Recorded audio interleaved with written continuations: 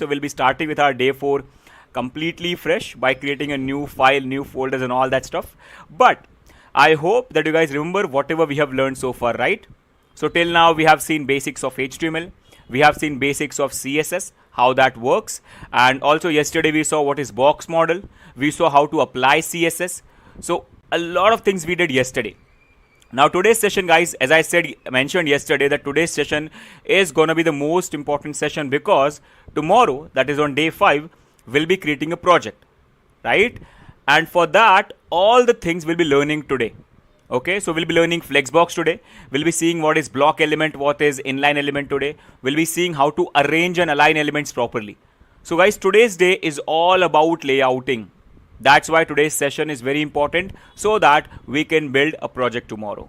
And once again, to all the new people, good evening, and let's start with today's session. As I said, all the files and folders are in a different PC. So let's go and let's create a new folder for today. So guys, let's directly call this folder as day 4. So guys, I have created a very simple folder called as day 4. Let's open that folder.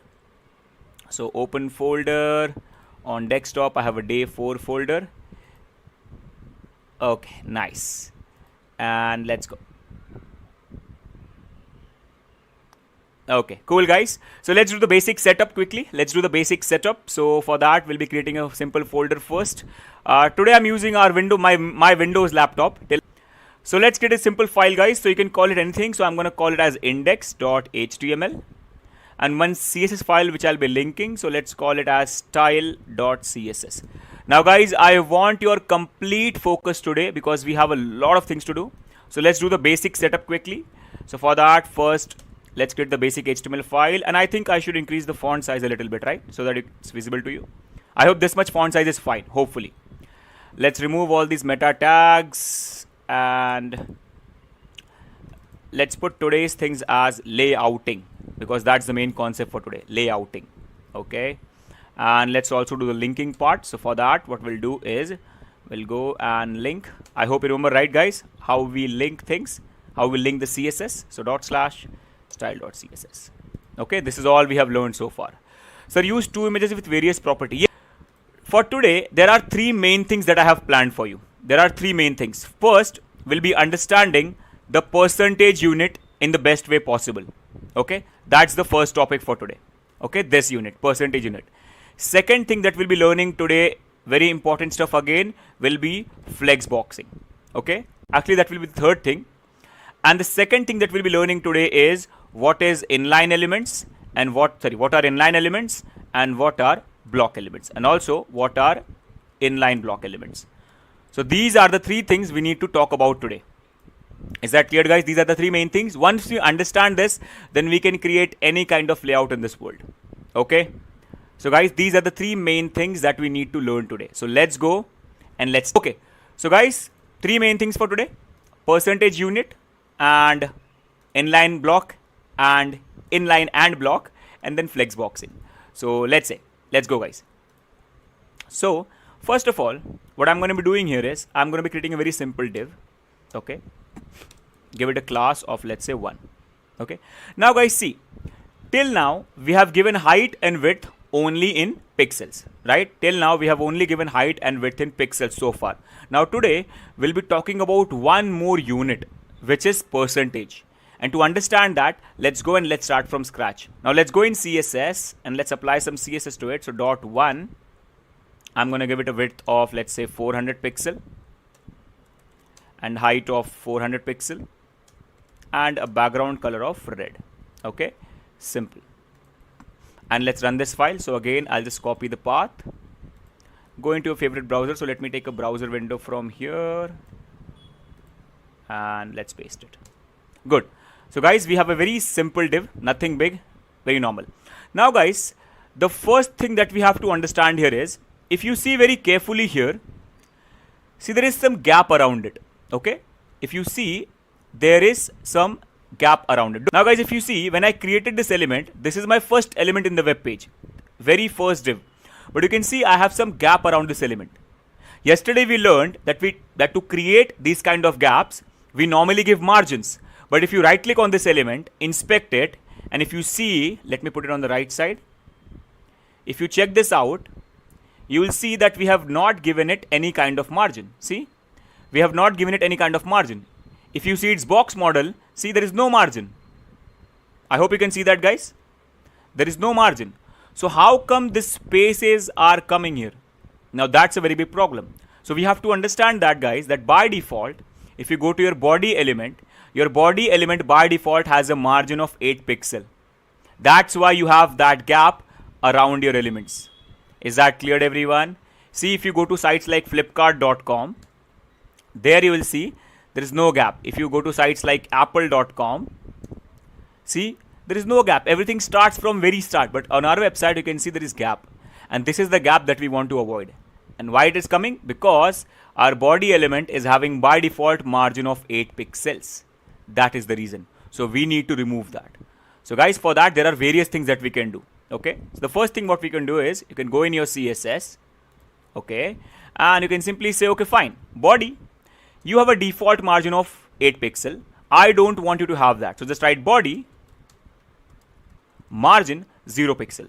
So it will override the default 8 pixel. It will make it 0 pixel. So now you will see, here we go.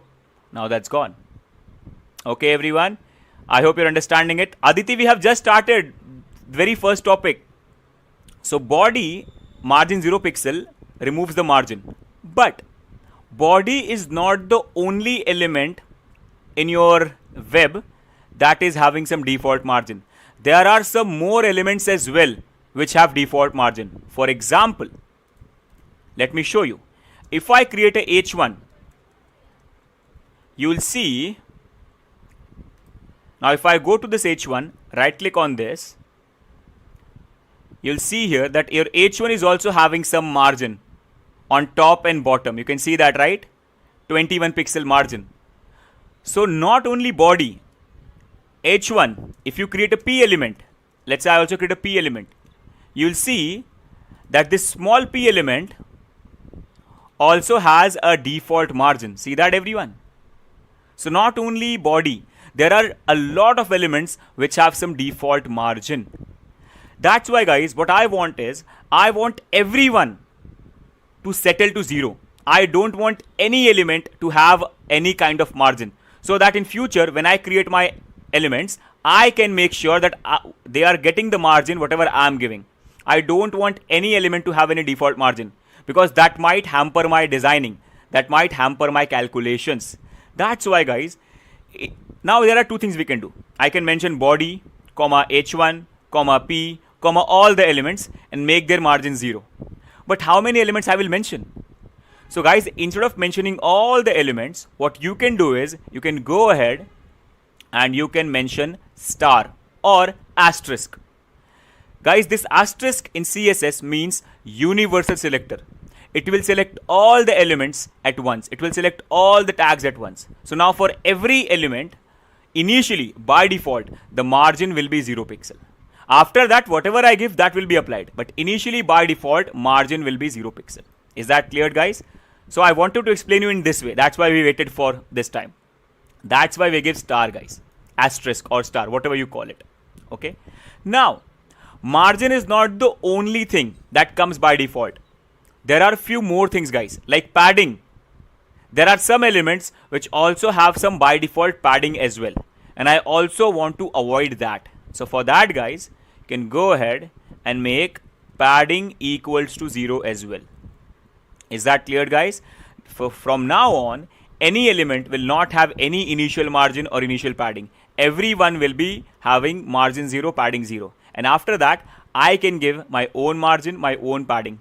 Right, everyone? So this should be always in the start of your, CSS files. Always, most of the times, always. Guys, understood why we need this in our CSS files most of the times? Guys, again, it depends on the project. Okay, sometimes your company doesn't want you to do this. Sometimes, depending on the project, you don't want this. So you can be avoiding it. But normally, you will always use it because you want your own margin and padding. Okay, so now, guys, we have removed that extra space around it. Now then, let's remove this extra. Okay, now, guys, see. Now, first problem solved. We have removed that. Now, guys, till now, we have given width in pixels. Okay. Now, there is some problem when you're giving the width in pixels. Actually, there are few problems, not only one problem. There are few problems when you give width in pixels. And the problem is, see, pixel is a fixed unit. That means if I go ahead and give it, let's say, 1000 pixels, this 1000 pixels will be always fixed. That means if my screen goes smaller, that 1000 pixel is still fixed. That's why I'm getting a scroll bar at the bottom, so that I can see the whole thing. Okay, that means, guys, pixels is fixed. That means if this is 1000 pixels, no matter what your screen size is, 1000 pixels will be always 1000 pixels. It will be a fixed value.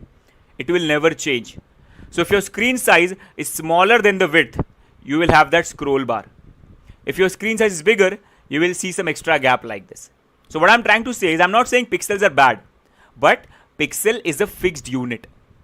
And there will be a lot of problems in future when you want to deal with a lot of elements. For example, let's say I go ahead in this one and I create a child inside it. Okay, so let's say I go ahead and I create one more div inside this div. So guys, now this div will be a child of this div. So we can say this is the child div and this is the parent div. Okay, so let's also give this a class. Let's give it a class of one child, something like that. Or let's give them a good name. Let's call it as products. And let's call it as products child, something like that. Okay, much more sense, like makes much more sense. That's all, nothing big, guys. So calling it as products and calling this as products child. So first problem you saw that pixel is fixed. That was the first problem. So even if my screen size changes, it will never change. It will never adapt. It will always be fixed. Now I'm showing you the second problem. So to show you that, I have created one child element. Okay.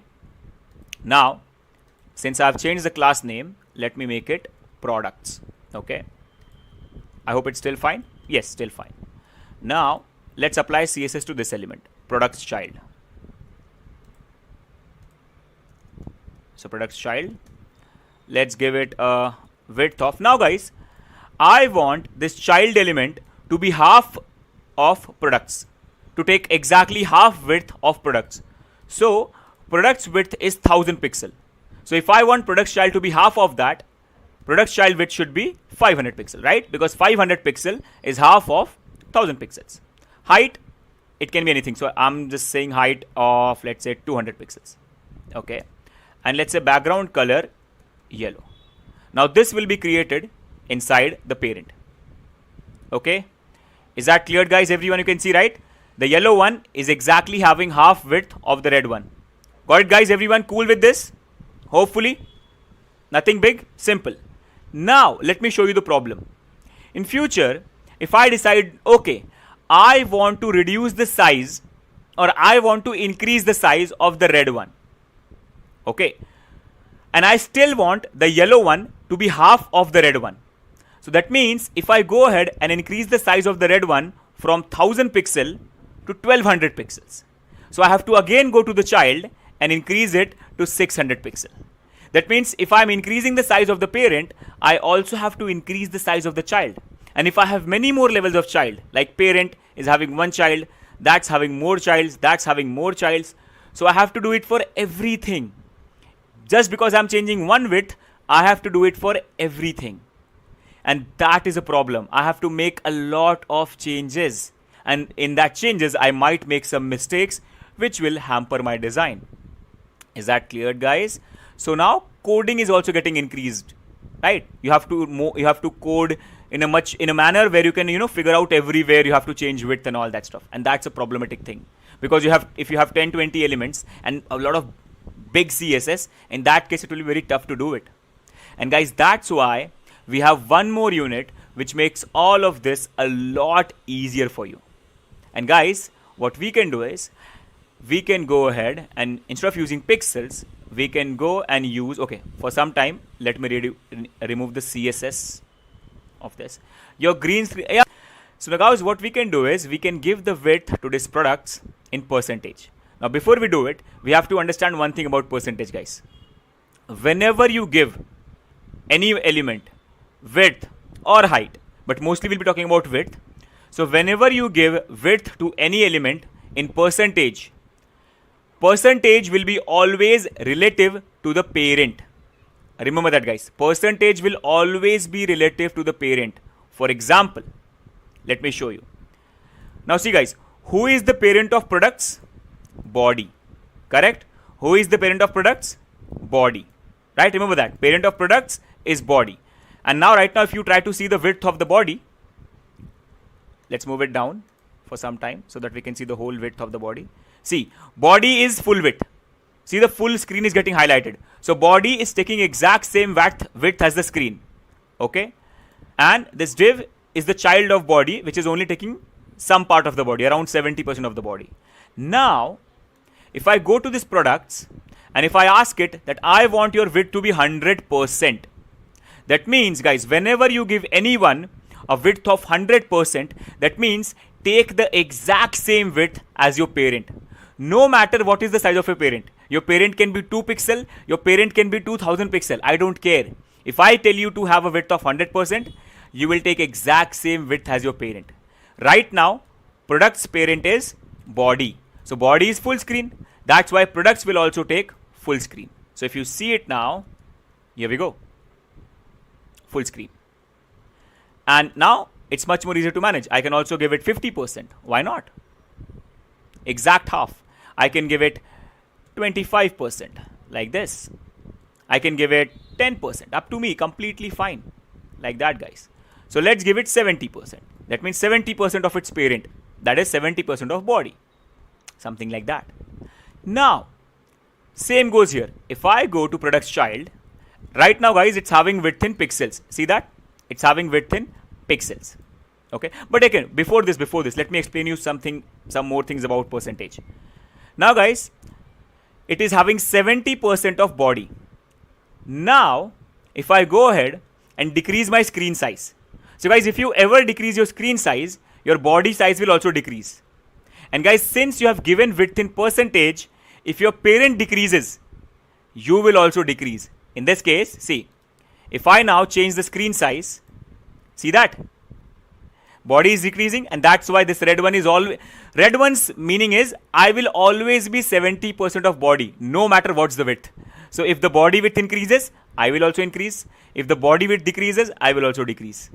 See, guys, it's responding to the changes now. See that? It's not fixed. It is depending on the body. That's what we wanted, guys. See that? Yeah. Is that clear, guys, everyone? See, now body is only this much because this is my screen size. So body is only from here till here. That's why it's still taking 70% of the body. That means no matter what's my parent size, I will always be that much percent. Okay. Now see, let's go to products child. And now I'm going to give products child a width of 50%. Okay. So it will be 50% of its parent. Now guys, you tell me, who is the parent of products child? You guys tell me, come on, quickly answer me. Who is the parent of products child? Everyone, come on, quickly tell me. Who is the parent of products child? Products, right? That means it will take 50% of products. So if I just go ahead, see, 50% of its parent. So guys, please understand, it doesn't matter what's the size of my parent. Okay. So see, products is having width of 70%. That means 70% of its parent.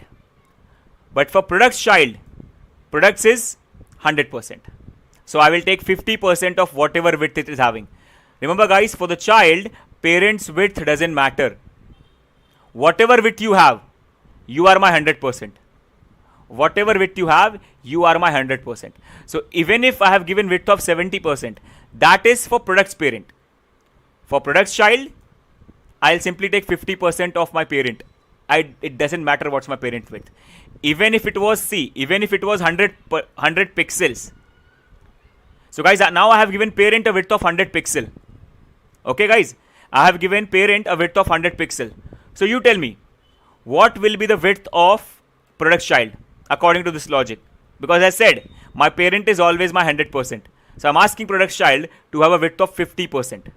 So then you tell me what will be the width of product's child if you convert it into pixels, because 50% means half of parent, right?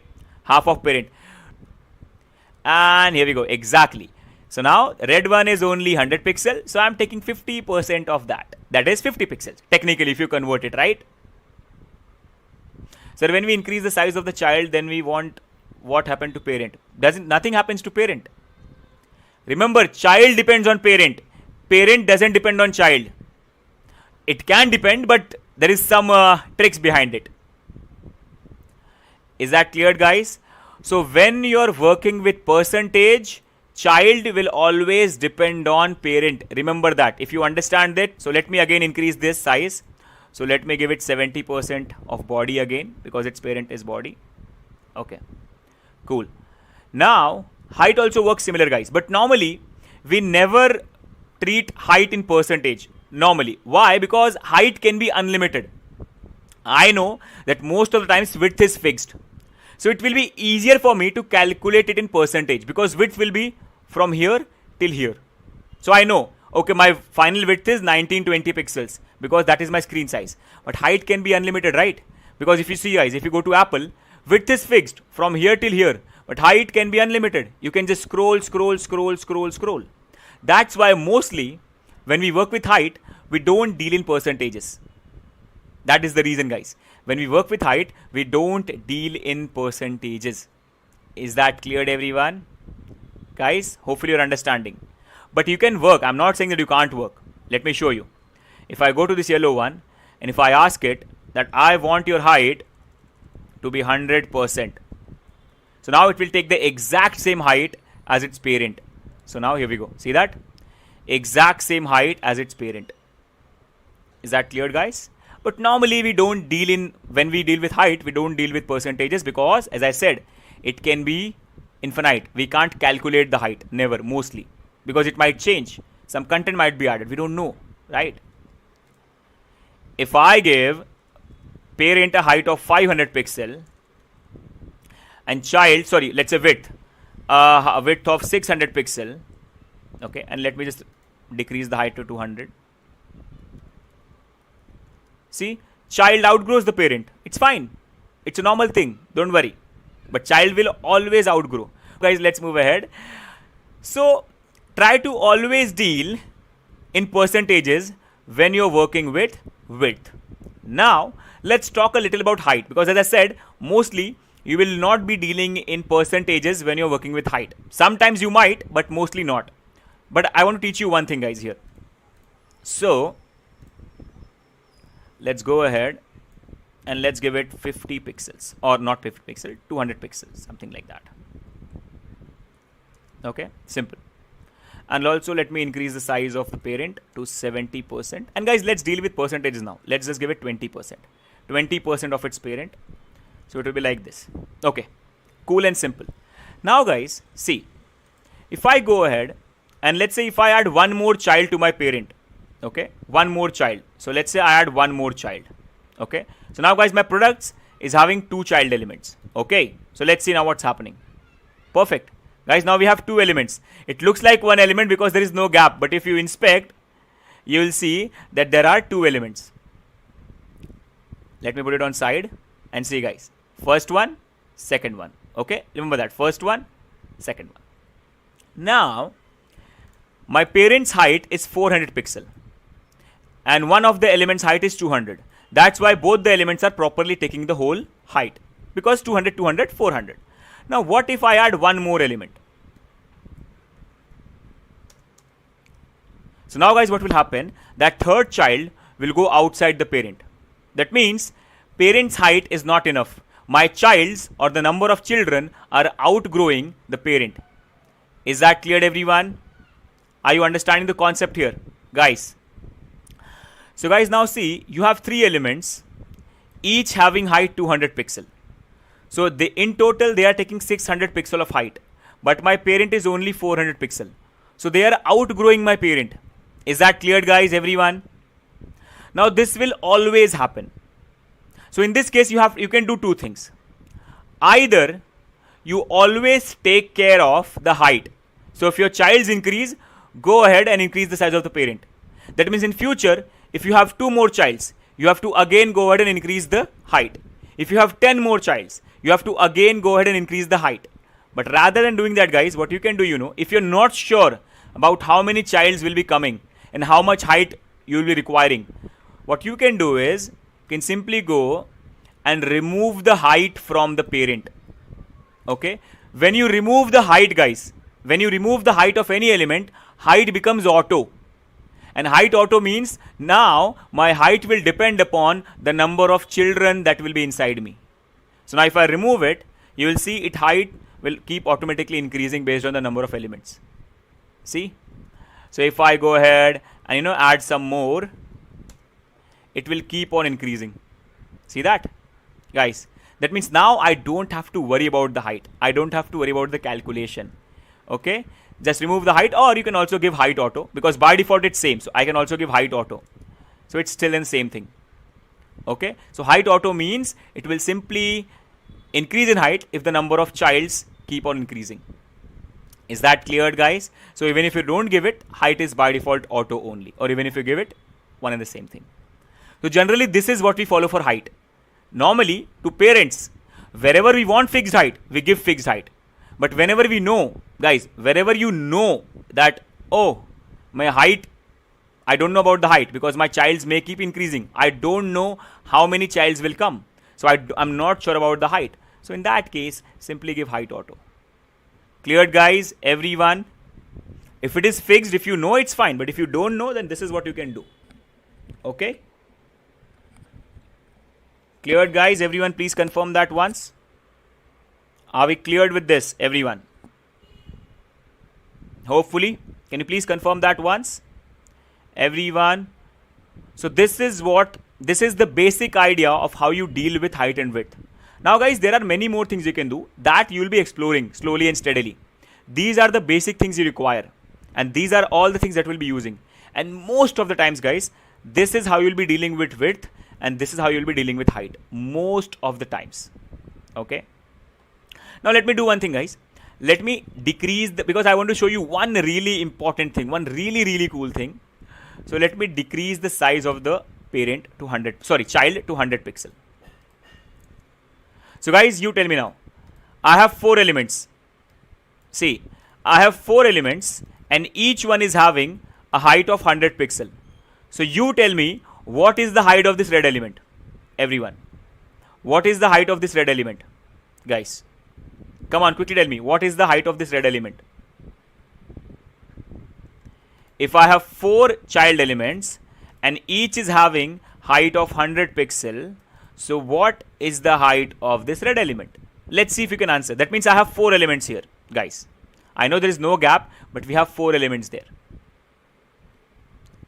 So quickly tell me, guys, what will be the height of the red element? If you see, there are 4 elements. 1, 2, 3, 4, right? You can see the highlights.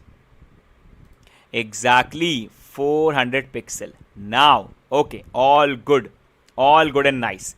Now, guys, let's talk about one really important thing before we move ahead with anything else. Okay, that is, now see, guys, right now this red element is only having width of 537 according to the browser. Guys, we know that we have given it in percentage, 70%, but according to the browser, here it will be showed in pixels. So 537, leave it. Height is 400, you can see, all good. This element is not having any padding, any border, any margin.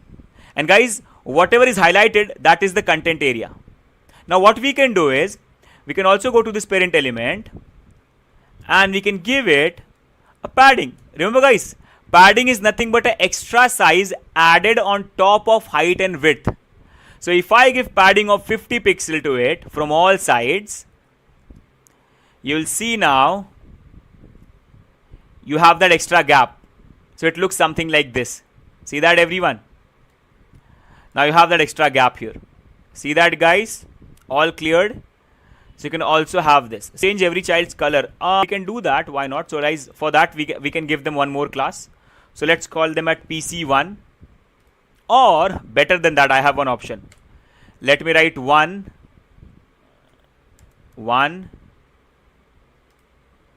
2, 3, 4 and font size 50 pixels. Okay, is it visible now? We have 4 childs, everyone. Okay, simple 4 childs. And let me also do one thing. If you want the gap, you can give all these elements a margin only from bottom. Remember guys, margin, extra size add on the elements. So you can also go ahead and give them margin, but not from all sides, only from bottom. So margin bottom, that means I want some extra size to be added at the bottom of each child element, 20 pixel size. So now, see, it will look like this. Because now guys, see, every element, first element, see that? It's having a width of 146, height of 100, and only margin bottom of 20 pixel. You can see, right? Extra size of 20 pixel on the bottom, but it is invisible. That's why it looks like gap. Is that clear, guys? Everyone? Okay, let me just put my window at other place because I think it's not visible to you. Wait. Okay, now you can see that hopefully. See that, guys? Okay, so 20 pixel size at the bottom of every element. Guys, hopefully it's understandable now. Every element is having height of 100 pixel and we have 20 pixel extra size at the bottom, but it's invisible. That's why it looks like a gap. Remember guys, yesterday we learned about margin. Okay, and to this main red element we have given padding of 50 pixel all around. That's why we now feel like, oh, we have a gap around it. We have a complete gap around it. So that's what we can use to create a gap, guys. Okay. Okay. Cool, guys. Understood the whole concept here, everyone? Understood the whole concept, everyone? Quickly tell me. Okay. So each one is having height of 100 pixel and an extra size of 20 pixel at the bottom, but it's invisible because it's margin. That's why it looks like a gap. And the main products element is having a padding around it. Okay. So guys, the main products element height is depending upon the children. And also it's having padding around it. So it's quite good. Okay. Understand, if I give a div a width of 1000 pixels, right? Now what is 1% of 1000? Or let's say if I give 10,000 pixels or 100,000 pixels, a width of 100,000 pixels to some element, and if I create a child and if I give it width of 1%, now what is 1% of 100,000 pixels? 1000 pixel, hopefully, if I am good at math. I don't know, right? So that means no, a percent is not same as pixels. Percent depends upon parent. Pixel is fixed, doesn't matter. Okay guys, everyone, I hope you're understanding this whole concept. Easy enough to understand. So that's how we created gaps, guys. Okay. So guys, this is what we're going to be doing most of the times. This is what we are going to be doing most of the times when we are creating our project. Now guys, before showing you how to arrange and align all these things, I want to talk about one really important thing. But guys, before that, I hope everyone here is getting cleared with this. Guys, hopefully. Guys, please confirm that. Okay, exactly. So just wanted to tell you that percent is not similar to pixel, right? Now, see guys, if you look at our elements, you see that there is a lot of gap left here. There is a lot of gap available here, right? So why are these elements still going one below each other? Why are these elements still going one below each other? Why are they not going one by one in horizontal direction? So now guys, to understand that, you have to understand that there are some kind of elements. There are types of elements in HTML. Okay. And the two main types of elements are inline elements and block elements. Okay. The two main types of elements, guys, are inline elements and block elements. Okay. Divs by default are block elements, and guys, it's a feature of block elements to always go one below each other and never allow anyone else on their side. It's their feature, guys. Let me show you. If you right click and inspect, you will see in the CSS area I have only given width, height, background, font and margin, but internally by default that div is having a display of block. That means it's a block element. And guys, by default, block elements never allow anyone else to be on their side. They tend to cover the whole area, the whole width area. Even if they don't have that much width, they will still cover the whole area. That's their default behavior. That's how block elements work. So guys, block elements will always go one below each other. Doesn't matter if there is some size left after them. There is some space after them or in the side of them. Is that clear, everyone? And the exact opposite is inline element. Inline means we will go in horizontal direction only when the screen ends. We'll go to the bottom. For example, if I have to give an example, let me go ahead. Now span is an example of an inline element. Span, guys. Span is an example of inline element. So if I go ahead and put a span, okay, like this, span element, and let's put some content like hello. Okay, and one more span, and let's give them some classes like, class of dummy text. Dummy text, and let me create few more like that. Dummy text. Okay, and now let's go here. Dot dummy text, and if I give them a background color, let's say something like maybe green, okay, and a little padding of 10 pixels so that there is some space around them, right? We can use padding to create some space around it. Now guys, if you see guys, can you see that these three hellos are going side by side? If you see them, see that guys, these three hellos are going side by side. Let's give them some margin to understand it better so that we can have those gaps. So let's say I want all these elements to have a margin from all sides of 10 pixel. So guys, it will give them extra size of 10 pixel, but it is invisible. That's why it will look like gap, right everyone? See that? It looks like gap. I hope you're understanding, guys. Or let me comment this top portion so that you first understand this. Okay, see that guys? They are going side by side. Okay, and guys, because I have given all of them some margin of 10 pixels, see, they have some margin. Can you see that, guys? On all the sides, they have 10 pixel margin. Okay, that is nothing but an extra size, but it looks like a gap because it's invisible. Okay, so they have some padding, they have some margin. Okay, understanding, guys? Now guys, so you can see that inline elements are going by default one side by side, but if this was a div, they will not behave like that.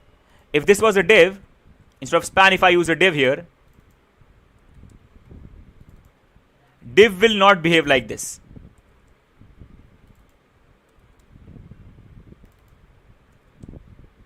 If I have a div, see, they go one below each other by default.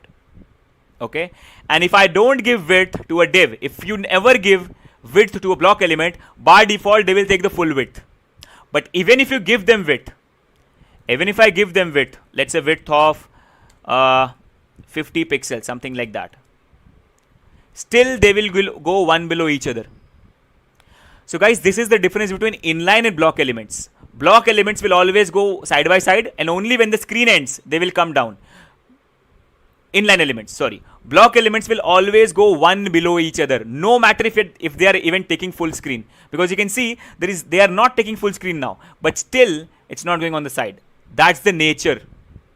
Is that clear, everyone? That's the nature. But one really important thing that you should always know is inline elements cannot have height and width. You can never give height and width to inline elements. Let me show you. If I go here and again convert it to span, and guys, span is example of inline element. Okay, now see, first of all, normally it was like this, they are going side by side. Now let's try to give them height and width. So let me give it a height of 400 pixel. Let's see if it is working. See, it's not taking that. Let me give it width of 500 pixel. See, so guys, inline elements cannot have height and width, but on the other hand, block elements can have height and width. And guys, that's the main thing. Is that clear? That's the main difference between inline and block element. So remember this, inline elements will always go side by side. Block elements will always go one below each other. That's their nature, guys. Even if there is space, they will never go side by side. They will always go one below each other. But inline elements cannot have height and width. On the other hand, block elements can have height and width. Understood, guys? Everyone? Hopefully you got the point. So if in interview, if you go for CSS interviews, they generally ask this question a lot. What is the difference between inline and block? Okay, so sometimes people just say there are types of elements. So you can explain it in this way. Is that clear, guys? Everyone? So you can see, even if here it is mentioned 500 by 400, but you can see, right, it's not happening here. Now, guys, let's go. Now let's talk about the third element. Now see, guys, what if I want a mixture of both? Because see, guys, if I just go and write hello everyone, so now the width of that will increase. So guys, the inline elements height and width depends upon the content. If the content is big, my width is big. If the content is small, my width will be small. So inline elements height and width will depend upon the content. But now, guys, what if you want a mixture of both? Because see, to block elements, you can give height and width, right? So that is one thing I want. Inline elements by default go side by side, right? So what if I want both these features? I want to give height and width, but I also want them side by side. So you can create your block element, because if you want to give height and width, you can create your block elements. So let's create block element or inline element, doesn't matter, guys. You can create any kind of element here.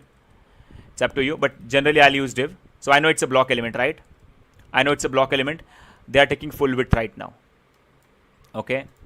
Now let's give them some width.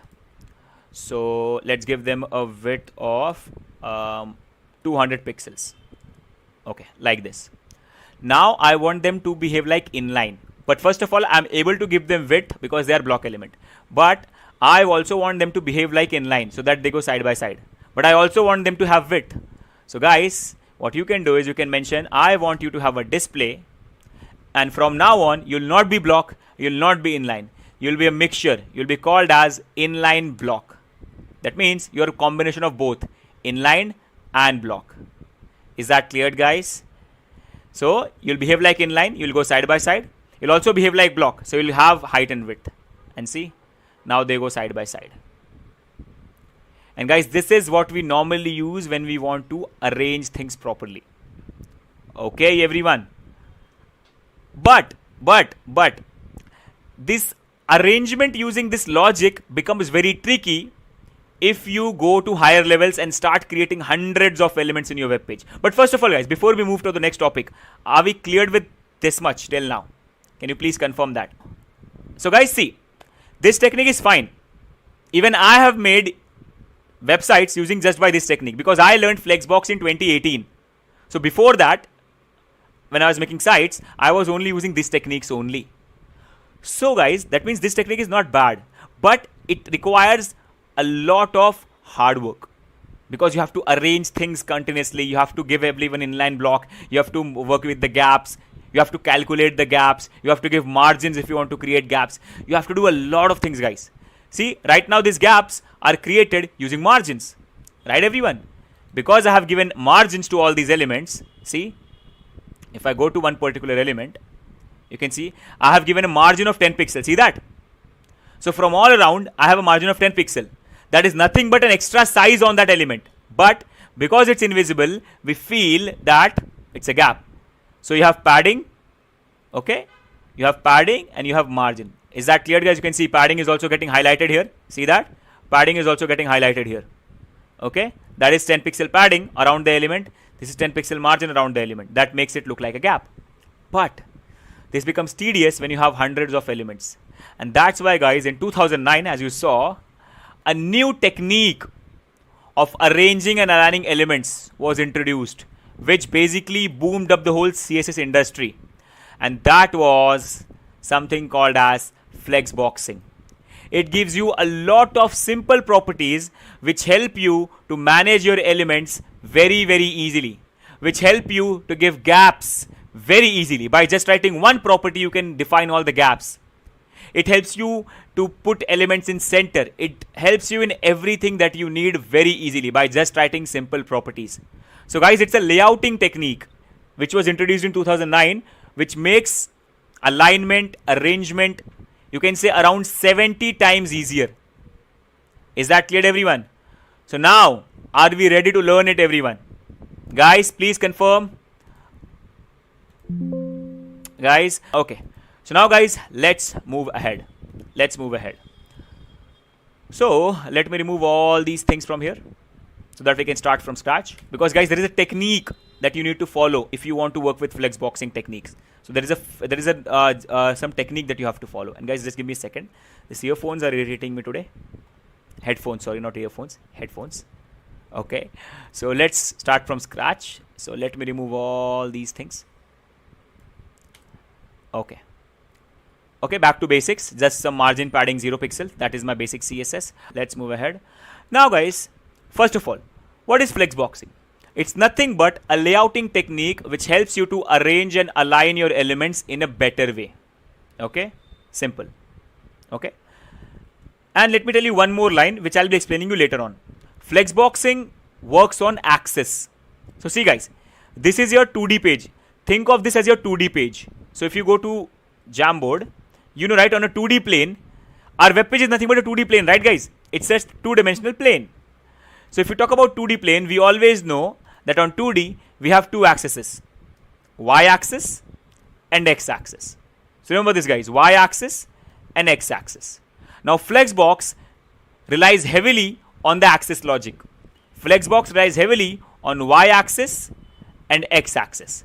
Now, let's try to understand how that works. But just remember that axis is very important to understand, because Flexbox thinks of your web page like a 2D plane. Flexboxing technique thinks of your web page like a 2D plane. So that's why it works on two axes, y-axis and x-axis. Okay. Now then, guys, let's go. Now, if you want to work with flexboxing, guys, you have to remember that you always need a parent. Without parent, you cannot handle elements. You always need a parent box. Always. Let me show you what I'm speaking here. Okay, don't worry, guys. Sometimes whatever I'm saying will only make 30% sense. But once you see the practical, it will make sure you're understanding it 100%. So, guys, let's go. So, to show you that, let me create a parent first. So, let me give it a div or section, whatever you want, guys, up to you. So, div. Let's give it a class of parent. Okay. Let's apply some CSS to it. So, for now, guys, I'm going to give it a height. So, parent. I want you to have a width of 100%. That means exactly same as body. I want you to have a height of 800 pixels. And a background color of light gray. Here we go. Is that clear, guys? All simple? All good? Nothing? Just a box. Now, inside this, I want to create few elements. So, let's go div. And because now I want to give different colors to it, so I'm going to give different classes. I'm going to give two classes. One to give them height and width, because they will have similar height and width, and one more class to give them color. So, guys, I'm also showing you the use of where we can give multiple classes. So, let's give it a class of first as item. Guys, again, you can give any class. I'm just calling it as item. Okay, you can call it anything. And one more class for color. So, let me call it as F item. That stands for first item. Similar, I'll have 4 elements. So, second item, third item, that stands for T item, and fourth item. Now we have again F. So, let's give it the whole name, fourth item, something like that.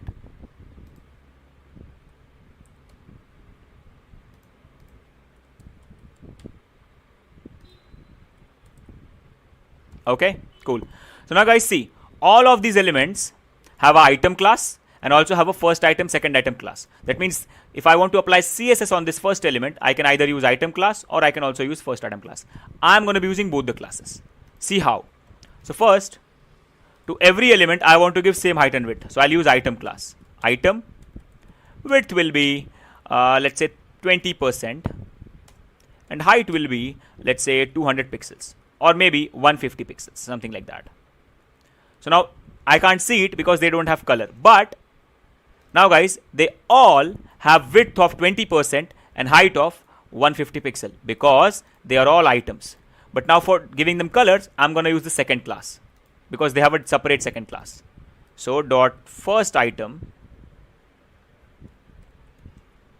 I want you to have no width from here, just background color.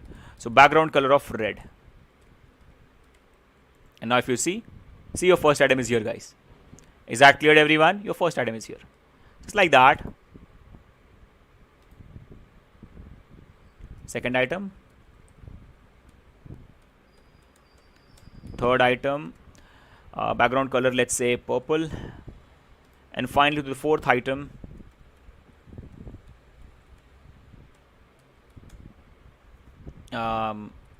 Background color, let's say blue, something like that. Now guys, if you see, all the items have different colors. Now they are one below each other because they are block elements. I know that. Leave it, because till now we have not even talked about flexboxing. So guys, we have this basic setup ready. Now, how does Flexbox work? Remember guys, whenever you're dealing with Flexbox, you should always have a parent, and inside that you should have a child. You should always have a parent, and inside that you should have child elements. Now, what we need to do here is, we'll go to the parent, and we'll ask my parent to become a Flexbox. And to make a parent a Flexbox, so that it can follow the layouting technique of flexible boxing. Guys, Flexbox means flexible boxes, that's it. So if you want these elements to follow the approach of Flexbox layouting, so that they can use all these properties of Flexboxing, first of all, you have to make this parent a Flexbox. And to do that, guys, just go to the parent and give it a display of flex. As soon as you give display of flex to the parent, now that parent becomes Flexbox. That means this gray box is now a Flexbox. And guys, whenever something is a Flexbox, its child elements are automatically becoming flex items. That means now these four elements are automatically are what? Flex items. They will always behave like flex items, guys. Remember guys, but one thing, that only the direct child. That means if I have one more child inside this, that won't become a flex item. Only the direct child. That means my son, not my grandson. My grandson is also my child, but he is not my direct child. Only my son is my direct child. So understand the meaning of direct child, guys. Just the generation after me, that is my direct child. Okay, so if I have one more div here, this div won't become flex item. If I want to make this div a flex item, then this should become Flexbox. And it's possible. But right now, guys, this parent is Flexbox, so only this will be a flex item. This will be a flex item. These two will be a flex item, because all those four ones are direct child of parent. This is not a direct child, so it won't become flex item. But right now, that's not our worry, so let's leave that. Okay, and guys, see now what happens by default. I have just given Flexbox. I have only told parent to become flex, so it is becoming Flexbox. And see what's happening here. They are by default going in horizontal direction. Amazingly, I didn't do anything, just by making it flex. So guys, as soon as you make any element a Flexbox, its child by default becomes flex item, and they will always by default go in horizontal direction. Now guys, think of this horizontal direction as x-axis. Horizontal direction, x-axis. Okay, but if you want, guys, you can change it. You can say, you can handle this horizontal thing by using a property called as flex direction. By default, flex direction is row. Guys, again, row means x. So by default, flex direction is row. That's why it's going on x-axis. If you want, you can change it. Now see, if I give row here, only row, see, it's still same. Sorry, it is still same, no changes, because by default it's row. So even if I give it or don't give it, it's fine. But I can change it to column, and now it will be in this direction. Is that clear, guys, everyone? So column means vertical direction, and row means horizontal direction. You can also give row reverse. See? So now your red element, which you created first, your first item should be red element, but now the blue becomes first. So row reverse, basically reverse it. Is that clear, everyone? Okay, and just like that, you also have column reverse. I hope that's very simple to understand, but let's try it. So first of all, let me show you column. Okay, let me show you column. Here we go. And you can do column reverse as well. So column reverse, and here we go. Okay, invert, that's sort like that, column reverse.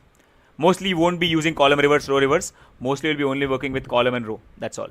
Guys, are we understanding this? But for now, let's keep it row. And guys, if I want to keep it row, then why to even give it? Because by default also it's row. So you can completely ignore it.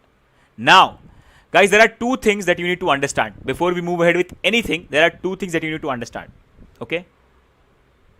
See, when flex direction is row, that means it's working on x-axis. Correct, guys? So remember, guys, whenever flex direction is row, x is considered as main axis. Okay? And y is considered as cross axis. So whenever flex direction is row, x is your main axis, y is your cross axis. Okay, remember that. And whenever direction is column, y is your main axis and x is your cross axis. Now this is something that you should put in your mind for always. Always. So guys, remember this concept. Now why to understand this? Because there are two properties. Okay, I'll repeat it, guys. See, when you give display flex, and by default flex direction is row, but let me mention it. Okay, flex direction row. Now guys, when flex direction is row, simple guys, row means x. Row, horizontal. Three things: row, horizontal, x. So whenever the direction is row, x is your main axis. Why? Because x is also row, x is also horizontal, right everyone? Guys, so whenever direction is row, x you have to consider it as your main axis. It's not doing anything, guys. Just think in your mind. Nothing will happen here. Just think. X is main, y is cross. Call it like this. X should be considered as main, y should be considered as cross. And if the direction is column, y should be considered as main, because guys, y means vertical. Vertical means column. So it's simple to map, right? Y means column. So when the direction is column, y is main. Now y is my main axis and x is my cross axis. Okay, everyone? Sir, I don't know what is the use of flex. You saw this, right, buddy? If I don't have flex, it is by default behaves like this, right? Simple block elements. Okay, so if I give flex, it goes like this. And guys, right now we are just at the start of the flex. Please focus, try to understand everything. See all the properties first, slowly. Try to go with the flow. Understand right now. Okay, am I understanding flex? Yes. If I make it flex, the elements become flex item and they go side by side. Why side by side? Because direction is row. That's it. Let me explain it again. For all the people who are not understanding, let me explain it again. If I don't have flex, this is the default nature. I have a parent, full width parent, height of 700 pixel, correct? And then inside that my parent, I have 4 elements. And by default, they are block elements, so they are going one below each other, correct? Now to make them side by side, I know that there is one thing I can use. I can give display inline block. Yes or no, guys? We learned that, right? They are block elements, so they are going one below each other, right everyone? So guys, by default, they are block elements, so they go one below each other. Okay, that's simple. Okay, now I know that I have two ways. If I want them side by side, I can either give all of them an inline block. I convert them from block to inline block. One thing. But I'm saying don't do inline block. There is a much more better approach. You can simply go to the parent and give display flex. As soon as you give display flex to a parent, this gray one, now this gray one becomes a flex box. And if anyone becomes a flex box, all their childs becomes flex item. And if parent is flex box, childs will by default go in row direction. It's by default nature. Why? Because by default there is something called as flex direction, which is by default row. That's why it's going like this. But I can handle it using a property called as flex direction. So if I give it row, it will still be same, no changes. But I can also make it column.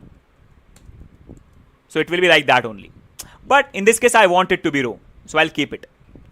But we know that if you give row or you don't give no, doesn't matter, because by default it's row only. By default flex direction is row only. So that's why I'm not giving it. I want it to be like this. Now what I was explaining you was, if your flex direction is row, consider x as your main axis, y as your cross axis. If your flex direction is column, consider y as your main axis, x as your cross axis. Now why? Because guys, there are two properties. In flexboxing, there are two CSS properties.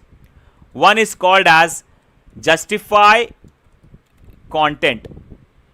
Okay. And one is called as align items. Justify content always works with the main axis. Always. Align items always works with the cross axis. So guys, justify content is one property which will always work with main axis. That means if the axis is x, if the direction is row, justify content will work for x axis.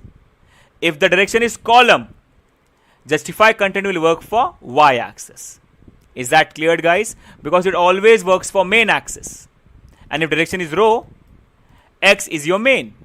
If direction is column, y is your main. Is that clear, guys? Everyone?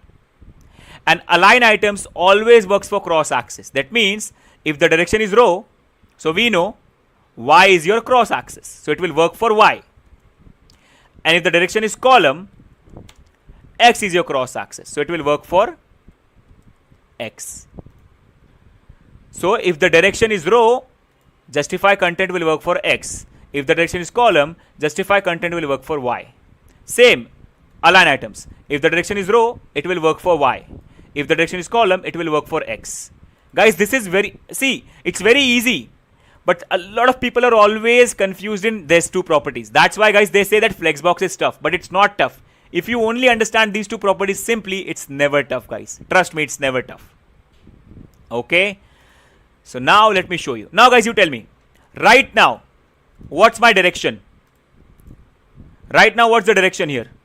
Row. That means x is my main. So justify content will work for x axis. Let me show you that. So guys, justify content is a property which you use to align these elements here and there very easily.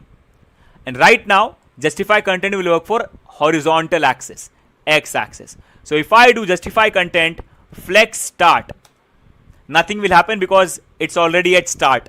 But now here's the deal. If I make it center, see, it goes in the center of the x axis. X axis means horizontal. It goes in center horizontally. That's what the meaning of this is, guys. That's how simple it is to put all the elements in center without thinking of any margin, any calculation. If you want it to be at the end, you can just give flex end and see. This is the meaning of main axis, guys. Right now it's doing everything on the x axis. Nothing is happening on the y. Everything is happening on the x. Because direction is right now row. And justify content only works for main axis. So right now it's working for x axis. Okay. Now only not this much, guys. See. You have properties like space between, which will create gaps between the elements. Equal gaps between the elements. See that here. See. Now this is the gap. So equal gaps between all the elements. Space between. If you want more, you can have space around, which will also give some around spaces. See, at the edges you have spaces, and in between also you have spaces. Is that cleared, everyone? Is that cleared, guys? And you can also give space evenly, which will give even spaces on the sides as well as in between. So you can use it like this. Understood, guys? And guys, right now, again tell me, what is the main axis? X is your main axis. So if I use align items, guys, align items always works for cross axis. So right now, guys, my direction is row. So guys, right now my direction is row. So for row, y is your cross axis, right? So right now, align items will work for the vertical direction, y direction. Okay. So if I go align items, center, see, it will put it in center vertically like this. I think this is what you wanted from 2 days, right? Everyone? See how simple it is. If I don't use flexboxing, just to do this, I have to work a lot harder. I have to use some more properties as well. So now, see, justify content is helping me to create these gaps on the x-axis, moving elements on the x-axis, and align items is helping me to move my elements on the y-axis because my direction is row. But if I change my direction, the whole concept will change. Then justify content will work for y, because y will become main. Is that clear, guys? Guys, let me show you a few more things. Now, what if I change my direction? What if I change the direction now? Let's go. Let's change the, okay, let me remove all this stuff now from here. And let's change the direction to column. Okay. Now, guys, it's like this. Now, everyone, direction is column. So now tell me, justify content will work for which axis? X or Y? Justify content now will work for which axis, everyone? X or Y? Direction is column. So Y is your main. So you tell me, guys, justify content now will work for X or Y? Quickly, quickly. Guys, quickly tell me. X or Y? Exactly. Now it should work for Y. Right. For vertical. So now if I use justify content, space evenly, see, it will work on the Y axis. It will do everything on the Y axis. See that?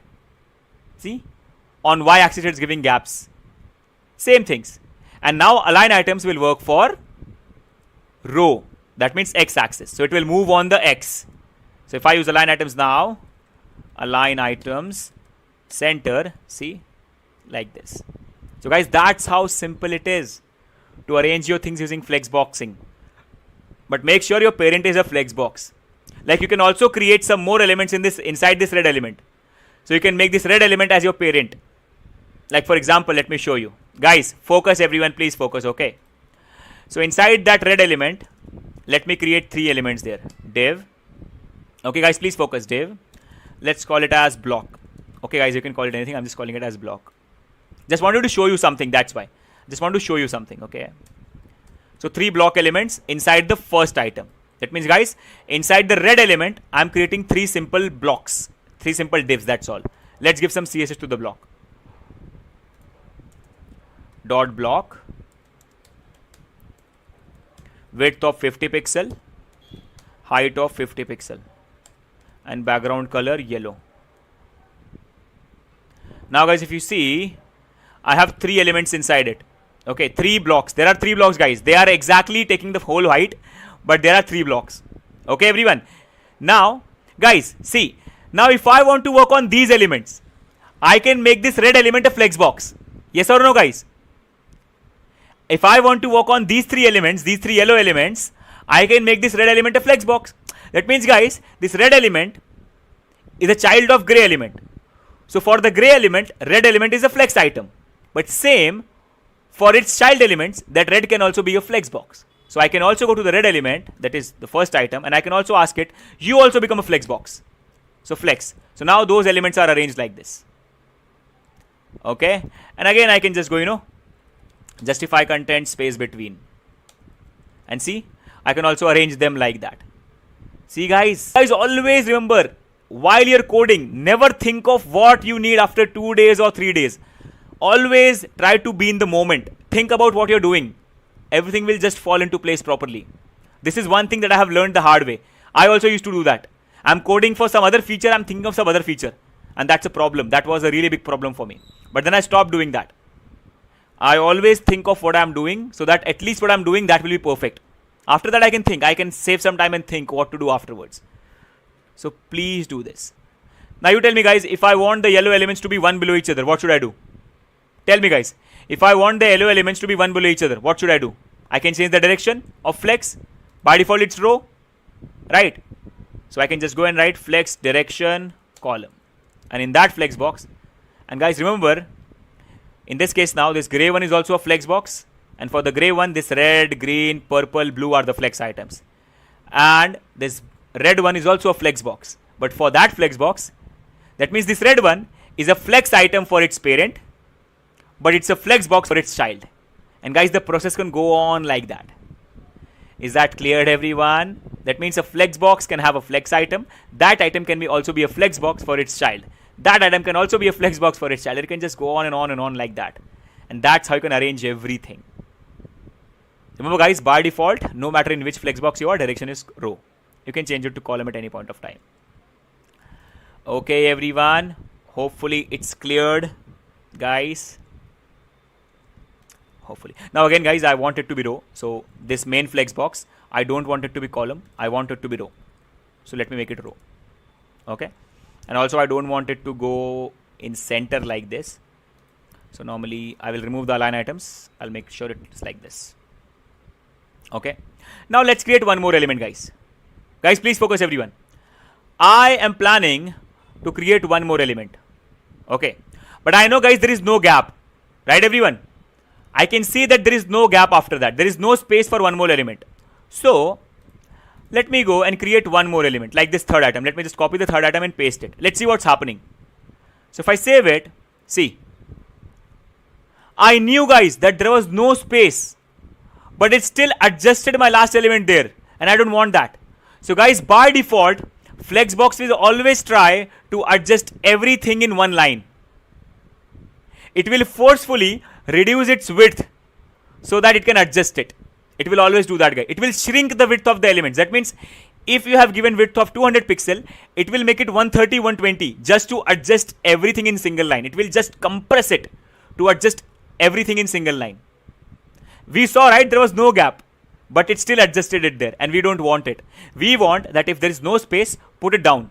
Don't adjust it there. So for that, guys, you have to tell the Flexbox that please, whenever you have more elements, make sure you wrap them. So flex wrap, wrap. So wrap the elements. If they go beyond the screen, put them down. Don't try to adjust them in a single line. And see, right now it's adjusting because the gaps are fine. Let's add some more elements.